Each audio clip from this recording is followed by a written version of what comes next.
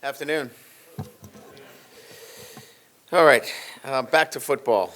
Last week, obviously, an off week for us. I got a chance to really work on a number of things that needed improvement within our team as many get an opportunity to look at that off week. And I think, earlier in the season, it wasn't really a recovery week for us as much as it was, shore up some things offensively, defensively, and special teams. I thought we had a great week.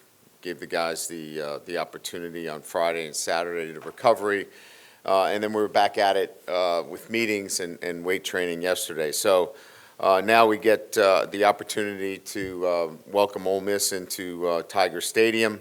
An exciting matchup between two teams that are certainly familiar with themselves, and certainly a team that we have a great deal of respect for. Lane's done a great job there, and certainly a team that is prolific offensively and playing great defense right now. And I think that's the biggest, I would say, if you look at their team last year to this year, they're just playing great defense, coupled with the weapons that they have on the offensive side of the ball. So we've got a great challenge in front of us. Jackson Dart, obviously we know about him as a 3-year starter now. Trey Harris, an outstanding wide receiver. Great depth at the running back position. And then defensively, I think they're tops in the country. One of the top teams in terms of sacks. Love the linebackers, Paul, Daughtery. And then, of course, Ivy, Nolan, Walter Nolan. I think we all know about him in terms of what he's been able to do in this league. Off the edge, Princely is a guy that really balances their pass rush. And then, in the backfield, Trey Amos is an outstanding corner right here from Louisiana. So it's a very talented football team and deserving of their national ranking. And, again, a great challenge for us. We're excited about it. We know where we're at in terms of the next 7 weeks. We have SEC opponents. Our team is, again, excited about the challenge of playing at home in Tiger Stadium. And looking forward to a Saturday night in Tiger Stadium on national television. That's why you come to LSU, and we're excited about the matchup. So with that, we'll open up to questions. Brian, obviously, when you look at your defense, basically from this game last year to now, where do you think y'all have really improved, and where did you kind of want to work on during the bye week that you need to keep getting better moving forward? Oh, my goodness. Obviously you're going to turn on the film from last year and you're going to look at it and go, okay, that's not what we want to be defensively. And, trying to do too many things.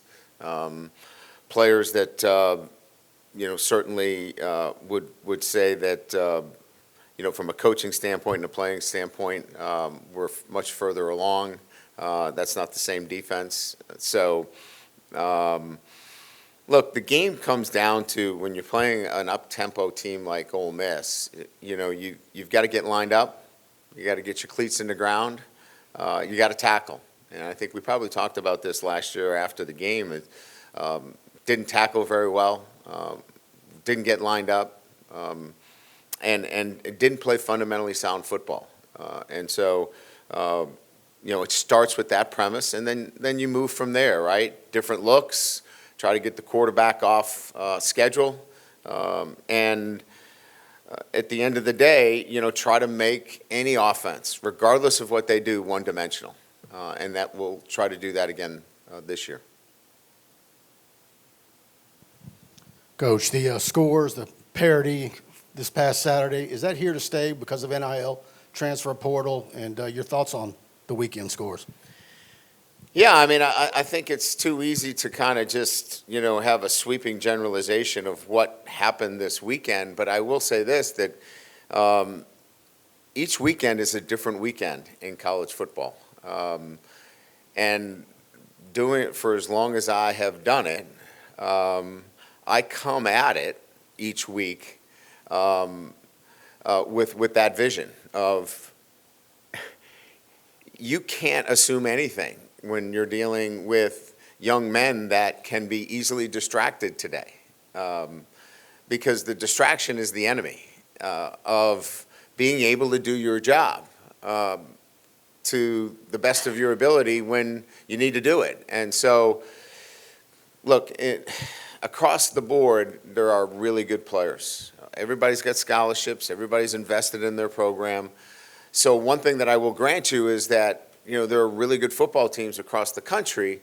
And if you're not prepared to play your best, then certainly you can get beaten. And I think we saw that this weekend. But whether it's NIL or whether it's the transfer portal or, I don't know that that's necessarily the root cause of it. I think it's the investment in college football across the board.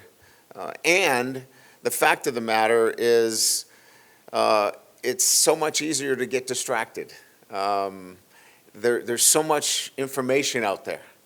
And I think the teams that do a really good job of not getting distracted from week to week are the ones that can stay on course longer. Coach, for your younger players, Deshaun Spears in the back end, Caden Durham, and a lot of other guys that have gotten action, what can the reset of a bye week do for them where maybe the first couple of weeks they're bright-eyed and obviously kind of, drinking through a fire hose, you could say? What can that reset do for them just to be able to carry them throughout the rest of the year? Yeah, good question. I think what it allows them to do is look at the game from a perspective of you still have to be able to play it as if you were in high school. And so what I mean by that is you still have to play fast. You can't overanalyze this game. And I think when you're young, you have a tendency to take in too much information, and it slows you down.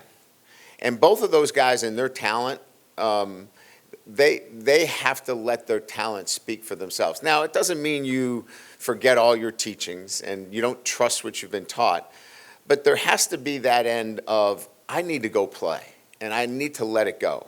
And I think the bye week or the off week allows them to kind of look at it and say, you know what, I know what I'm doing. I've been coached. I have the technique down. Now I just need to let it go. And I think that that's the opportunity for them in the past week. Hey, Brian. Last year you said this was kind of an evaluation game, right? And Wilson's question, I would ask just the opposite side of the ball. What did you learn from that game offensively that you feel like better prepares you to take on a team or any team that could score as much as they do? You mean this game that we played last year against Ole Miss, what it told us? Yes. Offensively. I think, if you look at that game in itself, I mean, we had a lead, late in the game and we didn't finish. I mean, that's how we felt in that game. We didn't finish that game off. We had an opportunity to close that game out and we did not. We didn't make some plays late in the game that really could have put that game away. And I think that was kind of the disappointment we had. Look, when you play really good teams and you have the ball last, you need to finish opponents off. You need to control the ball. You need to be the last one with the football. Because when you have two prolific offenses and you have great offenses, you have really good quarterbacks, the team that's able to control it late in the game, to me, I think is the difference. And so I think when we look at it from our perspective is if we have the ball late in the game, we need to close out the game. Whether it's running it, throwing it, whatever the case may be. Control the game at the end by closing it out. Are Caden, CJ, and Zai expected to practice this week? Yes. All three? Yes.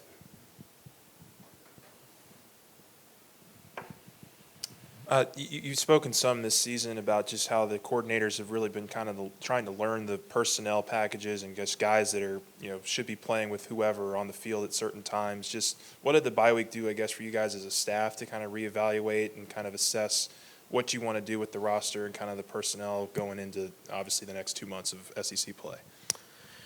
Yeah, I think, the first thing you do is an exhaustive self-scout, right? What are your tendencies? What tendencies do you need to break?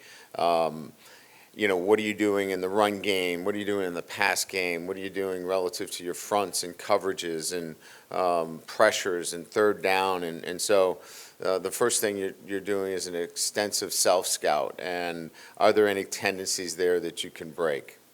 And are there things there that you're doing really well that you want to build on, or not so well that you need to, certainly work on in the bye week?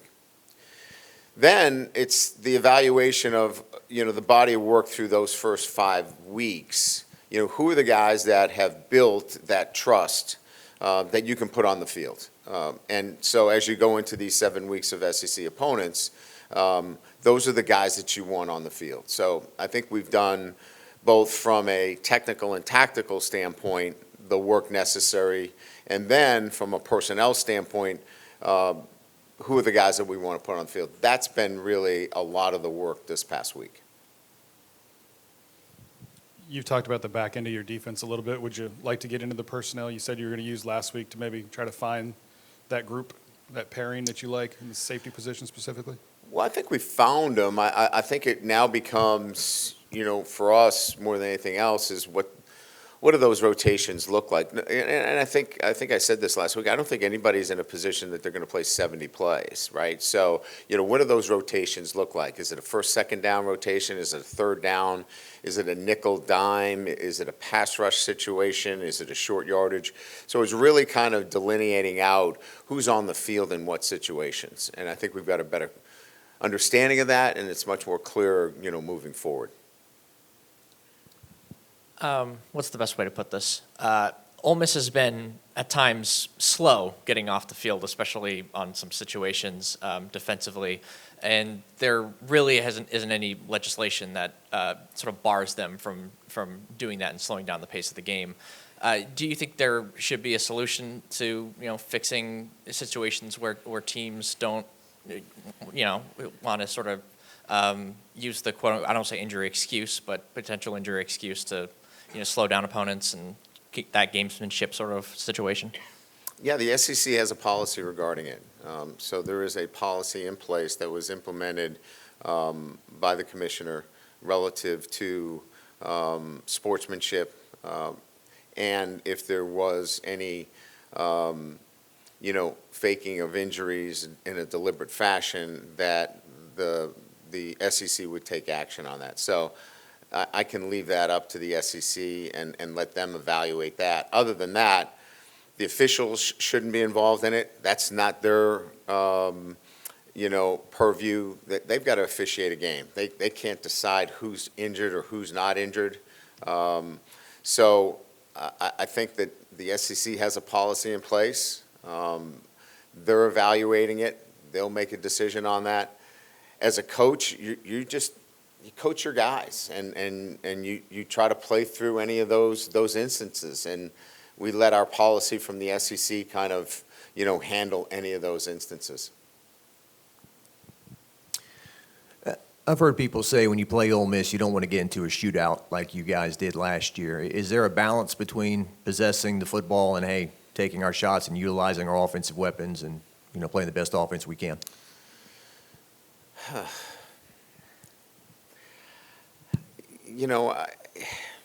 Those questions are, assuming that you have, strengths on either side of the ball. I mean, I've always felt as a head coach, you're trying to keep the points down, right? And you're going to do whatever's necessary to score touchdowns.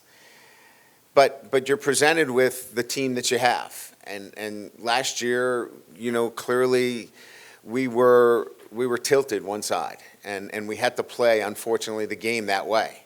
I didn't like it, but that's what we had. And so we were in a situation last year where we were trying to outscore, and it's not the right way to play. It was the only way to play. I think there's much more balance in our football team, and we don't want to play that way. We want to play good defense. We want to keep the points down, and we want to score appropriately. So if you're asking the question relative to how it fits, each and every week, we don't want it to be a shootout. We want to play the appropriate level of defense that allows us to run our offense, that protects and plays complementary football. And I think I've said this so many times. I felt like at times we didn't play complementary football, and I want to be able to play complementary football where our offense complements our defense and vice versa. And I know this is the long answer to the question, but that's really what we're looking to do here at LSU. Yeah, Brian, do you feel like Kentucky kind of showed the blueprint on how to beat Ole Miss? I mean, ball control, and that seems to play into the strength of your offense. That's what you do best is long drives and take time off the clock and score. Well, look, if you keep Jackson Dart, if you keep Trey Harris, if you keep that offense off the field, that is definitely part of the success that teams can and will have against an outstanding scheme. I mean, and a great play caller. Lane and Charlie do a great job, and they work together on that. But it's a really difficult offense. They have really good schemes. They're really sound and fundamental, and they take advantage of what you're doing. So clearly, if you can win that game of possession time, you are at a clear advantage. But you've got to score points too. You know, it can't be, always, just possession. You have to eventualize yourself in a sense of putting points on the board. So, yeah, you want to control the football, but you want to get into the end zone as many times as possible. Over here, hey, maybe you can touch into your background on in politics and narrative on this one. Just wondering over the years, your impressions of Lane Kiffin as a communicator, both in the way he communicates to the public about his team and about opposing teams and high-profile figures in football. I just think you have to look at how many followers he has on Twitter. I mean, I think that today he's got a blue check mark, doesn't he? I mean, isn't that how you're regarded? Look, Lane has a positive outlook on the game, and he certainly has been a central figure in college football. He can poke fun at himself and others, and I think he's good for college football. No, I mean, we like to have fun back and forth, but at the end of the day, we're both college football coaches that enjoy, developing our teams, and we went against each other when he was at USC and I was at Notre Dame, and eventually when we get on the field, we're fierce competitors and we want to win. And Coach over here, so 2 questions. The first one, how big of a week, I know it was asked earlier about some of the young players, right? Especially at the linebacker position too, Xavier Atkins, Devon Keys, getting them, just preaching, reiterating them since they're going to take a big step forward and getting some reps. And then also 100 years in Tiger Stadium, a big game against Ole Miss. Obviously LSU Ole Miss has had a lot of classics in Tiger Stadium. So can you just elaborate on just how big the atmosphere can be in the top 15 matchup as well? Yeah, so, the fact of the matter is we have to play some young players. And Keys, Atkins, we've already mentioned the many freshmen that we're playing on defense, and we've already talked about, Jayden Durham on the offensive side of the ball. So that's the reality that we're in, and I'm okay with that. And these guys have done a really nice job of coming on. That next form of development is at the linebacker position, and they're getting, I think, more and more comfortable with what we're doing and what Blake is teaching, and so it's likely that you're going to see more of them as the season unfolds.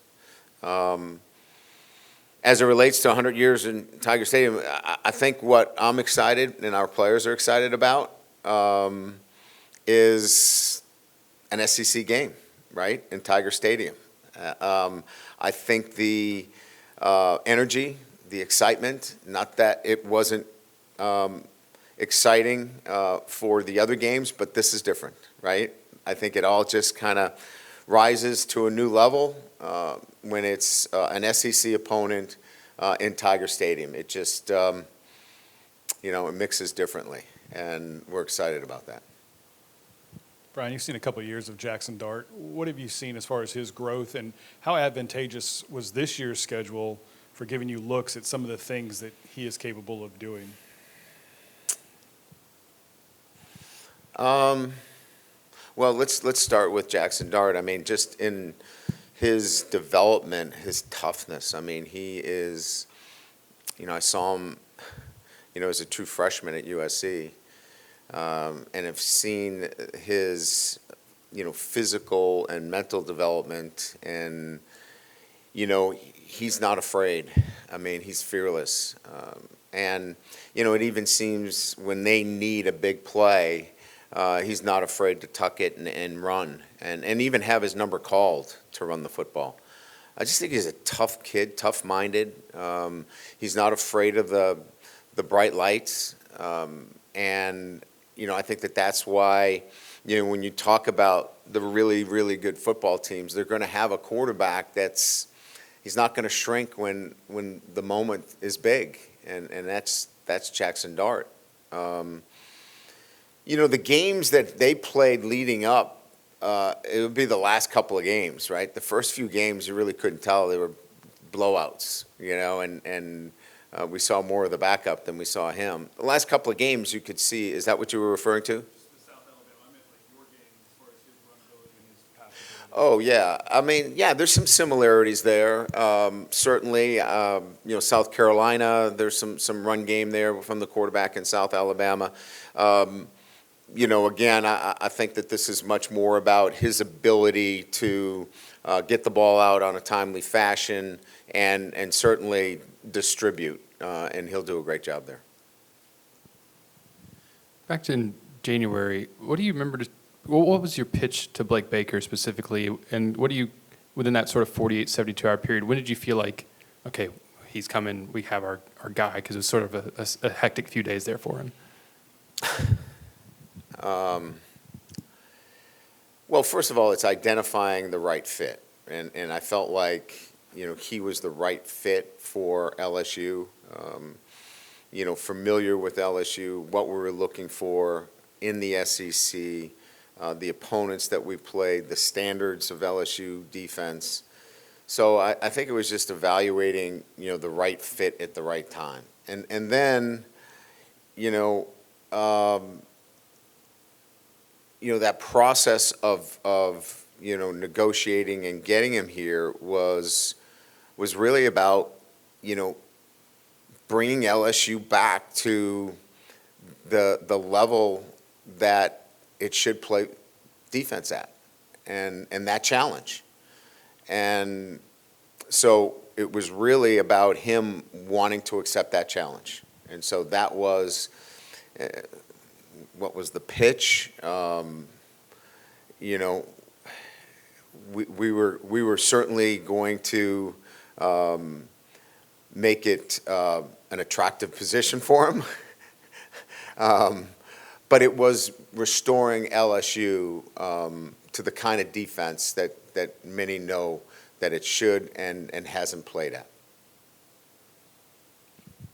Having the weekend off, watching football yesterday, the whole world, it feels like, is talking about Jayden Daniels. Yeah. Right? And I think you may have talked to Paul about it last week. I'm sure you're not surprised. Why is he being successful at this next level, to the degree he is? Well, first of all, I think the fit, with Cliff Kingsbury is an outstanding fit for him, and the kind of offense that they run. It's something that I think is seamless for him. It fits him very well. I would say that his work ethic continues to show. Not only is it outstanding here, it continues to be in the NFL. And I think his natural ability was real, right? It wasn't, he's a college, quarterback. He was a quarterback that could play at any level. His decision-making continues to be at a high level, his vision of the field, his ability to go through progressions. Those are all things that we asked him to do here, and he's able to translate that at the next level. So it's been remarkable. I think everybody that's watching him is extremely impressed. I'm not surprised, but I will say it's a long season, and I think he's doing a great job running out of bounds and getting down, and I hope he continues to do that. But again, it's a long season, and he just needs to keep doing what he's doing because it's been incredible to watch. You talked about the defensive improvement from Ole Miss on the offset there. Just wondering if you could expand maybe on the front seven. I mean, it really looks like Perkins and Ivy and Walter Nolan, all those guys are having a lot of success of creating some havoc in the backfield. Just maybe expand on what you've seen from them. Well, I think, there's a couple of things there. I mean, certainly what I like about their defense is Paul and Daugherty. The two inside backers are really good. I mean, they do some really good things in terms of the front themselves. The Princely and Jared Ivey, they balance themselves out. Ivy's a lot like Savion. I mean, he's 275, 280 pounds. He's big and physical. Princely is more of a pass rusher, so you've got great balance there. And then you've got the big guys inside, and they've developed. I mean, they're better than they were last year. And so from a coaching standpoint, they've done a really good job of developing their players as well. This is not just, hey, we got them in the transfer portal and, they are who they are. They have developed them as well. So they're better football players across the board. So it's a really stout front. They move it around. They're active. It's a challenge, and they've made it a challenge for everybody they've played against. Defensively, how important is communication in a game like this when Ole Miss is just ready to snap the ball at a moment's notice? It's absolutely crucial. I mean, and a lot of it was, you saw us last year. We didn't get lined up in a number of instances. We had our nickel was the defensive end on a couple of plays. So we did not do a very good job of lining up and getting our cleats in the ground. I mentioned that earlier. We need to get set, and so. Sometimes that means, playing 11 guys, and this is what we're playing defensively, and let's just play. Don't get too complicated. Keep it simple. You know what? The old KISS theory, right? So, there's some of that, and then you'll have some time to do some other things, right? But we have to get back to playing against a team that plays up tempo. There are times that you just got to line up, and here we go. Your 11 against our 11. Let's block and let's tackle. Great. Thank you.